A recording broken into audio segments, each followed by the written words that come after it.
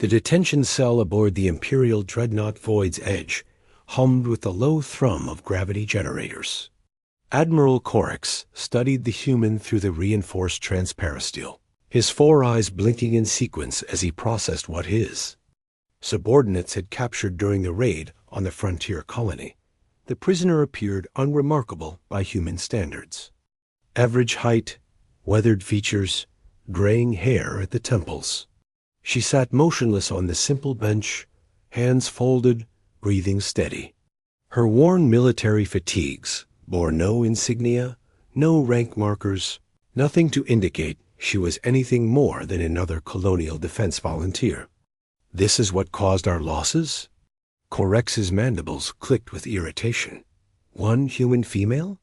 Commander Vex shifted his weight nervously. Sir, the reports from the surface teams were unusual. 17 of our best shock troopers dead, all with precision wounds. No witnesses survived to describe the engagement. 17? Corax turned his attention back to the prisoner. Against one human? The colonists we interrogated kept mentioning a name, sir. They called her the Baba Yaga. Corex's translator struggled with the unfamiliar human term. Explain. According to our cultural database, it's an ancient human folklore. Reference. A witch figure from their primitive past. The colonists seemed terrified when they spoke of her. The Admiral dismissed this with a wave of his primary arm. Superstitious nonsense. Humans always resort to mythology when facing superior military technology. He activated the cell's communication system. Prisoner, you will be transferred to the interrogation facility within the hour. Cooperate, and your death will be swift. The woman's eyes opened for the first time since her capture. They were pale blue, like winter ice on her homeworld.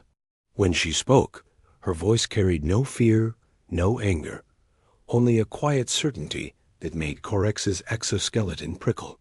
You should have left the colonists alone. Empty threats from a defeated enemy. Corax cut the connection and turned to Vex. Double the guard rotation. I want 4 soldiers posted at all times. Sir, respectfully, isn't that excessive for one prisoner? Do it. 3 hours later, the first guard shift failed to report in. Corax arrived at the detention level to find the corridor lights flickering. Emergency illumination cast strange shadows that seemed to move independently of their sources. The guard station was empty, weapons scattered across the floor. No bodies. Where are my soldiers? He demanded of the duty officer. Unknown, sir. Surveillance feeds show static starting approximately 30 minutes ago. The backup systems are also malfunctioning. Corax approached the cell, his sidearm drawn. The transparisteel wall was intact, the locking mechanism still functioning.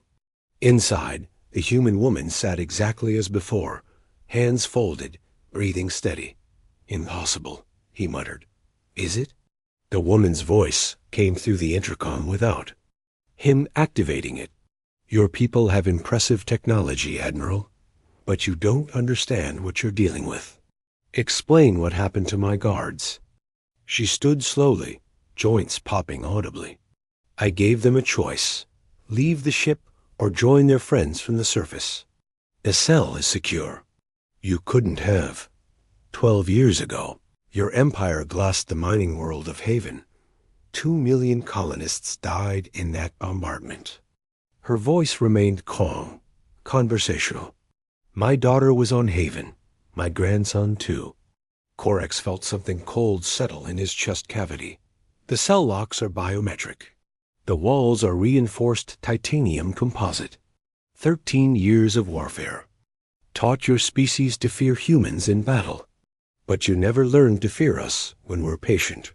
She moved to the cell door, placing her palm against the control panel. When we plan, when we hunt. The lights died completely. In the darkness, Corax heard the distinctive hiss of the cell door opening. Impossible, he whispered, raising his weapon. The targeting laser painted a red dot on empty air. Your soldiers called for backup before they died. The woman's voice came from everywhere and nowhere. More ships are coming, but you won't live to see them arrive. Emergency lighting flickered on, revealing the corridor was empty except for Corax. He activated his communicator with trembling fingers. All units. To detention level. Code Black emergency. Static answered him.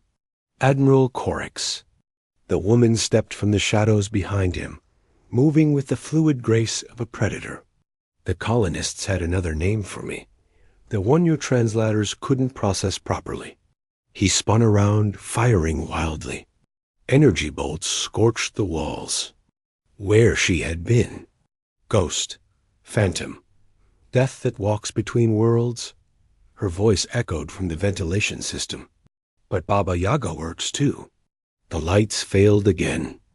In the suffocating darkness of the ship's belly, Admiral Corax finally understood why 17 of the Empire's finest soldiers had fallen to one human woman. He understood why the colonists spoke her name in whispers. He understood that some legends were born not from imagination, but from the terrible reality of what humans became when everything they loved was taken from them. The last thing he heard was the soft whisper of footsteps in the dark, and a grandmother's lullaby sung in an ancient human tongue by morning. The void's edge drifted empty through space. Its crew vanished without a trace. The only evidence of what had transpired was found scrawled on the bridge view screen in the Admiral's own hand. Do not hunt what you cannot kill. The human prisoner was never found.